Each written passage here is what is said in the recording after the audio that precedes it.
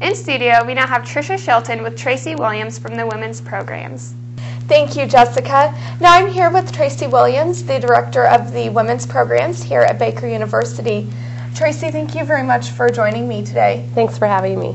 Now, for those people that don't know, I would just like to get set out there. What are the women's programs at Baker, and what have you been doing these past years for the women's programs? Sure. I've been here for a total of 2 years, and the purpose of the program was to create awareness and prevention events for campus about sexual and dating violence. Also to be a first responder and provide therapeutic services and resources to survivors of sexual and domestic violence. Now, as I understand, there is also a student group, the peer educators, that are involved in this. Can you tell me a little bit about that group? Sure. There's a part of what I have done is created a peer education program, and at this point there's over 15 trained peer educators, and their purpose is to also help design programs and create awareness on campus, to create conversations within their own social environment about sexual and domestic violence, to help change the entire environment on campus and create awareness about the reality of sexual and dating violence that occurs all across the nation at college campuses. So these peer educators go through a 12-hour training, and then they host events. They go into classrooms and provide presentations. They went to all the FYE classes and spoke to them on behalf of sexual and dating violence. So it's been a very effective program, I feel like. So were the peer educators here at Baker before you came, or was that something that you started?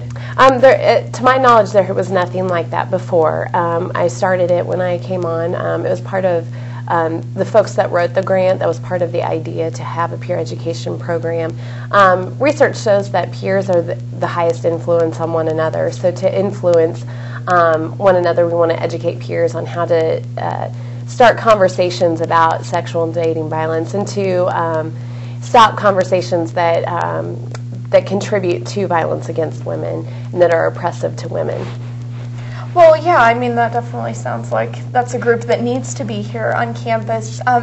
Now, you said that there were some leaders in the group. Who are the people in charge of the peer educators, besides yourself, of course? Ashley Houchin has been voted as the president, and Krista Nichols is the vice president.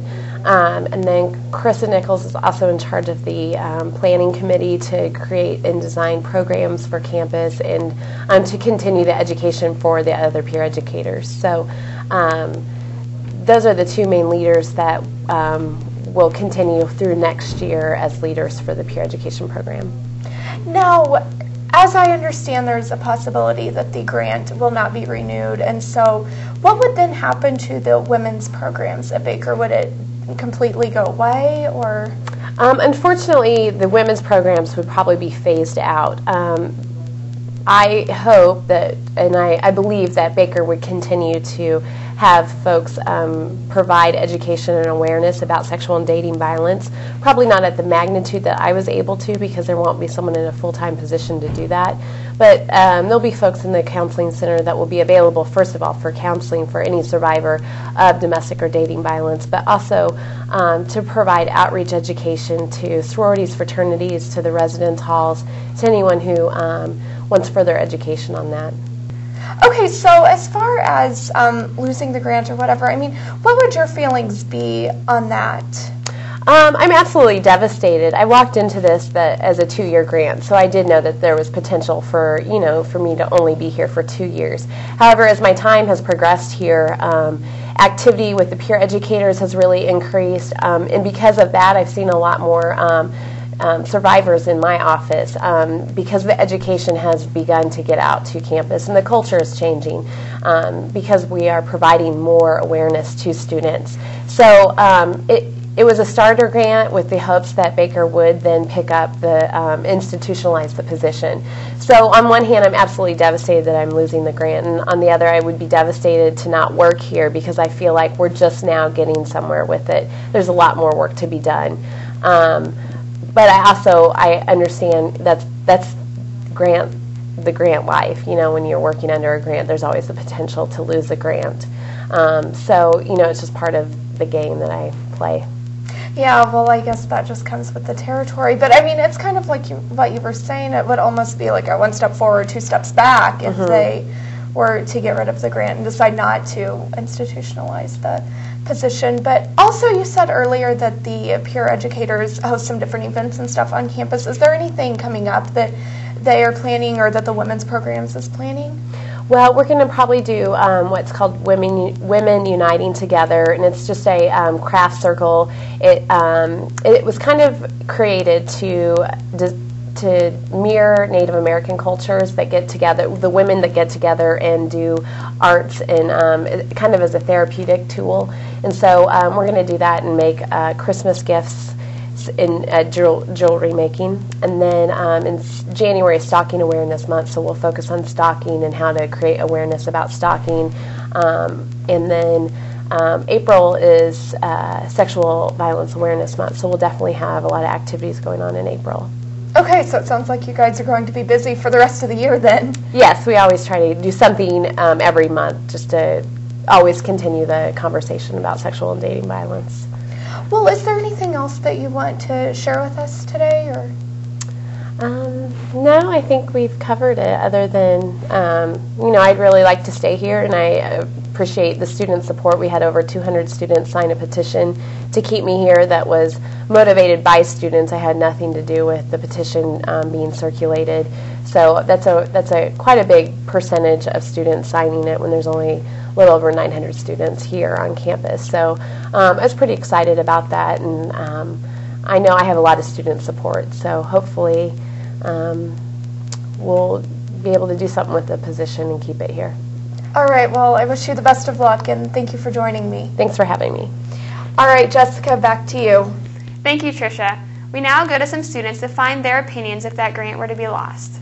That if the women's programs are gone, that's going to lose one thing that the women have just in case they get into trouble. I know me, myself, being a member of hall staff, if a woman comes to me with a problem, I'm not going to know how to handle it.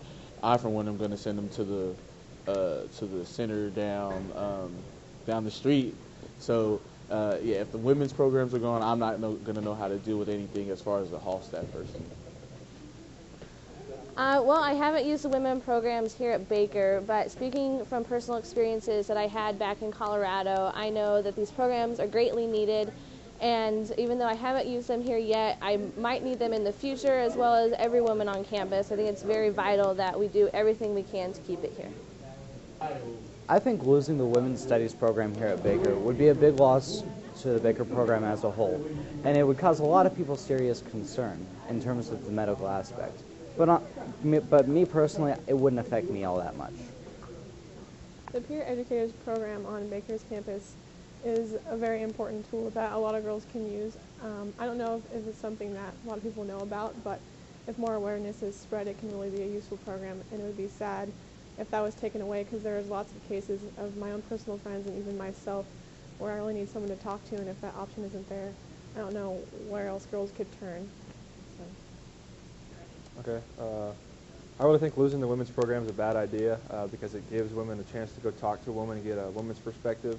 And now that if you're getting rid of one of these programs, I think it's really going to hurt Baker as a whole, because now if something happens with a woman, she can't go and talk to somebody who may have been through the same thing that she's going through. So overall, I think it's a really bad idea.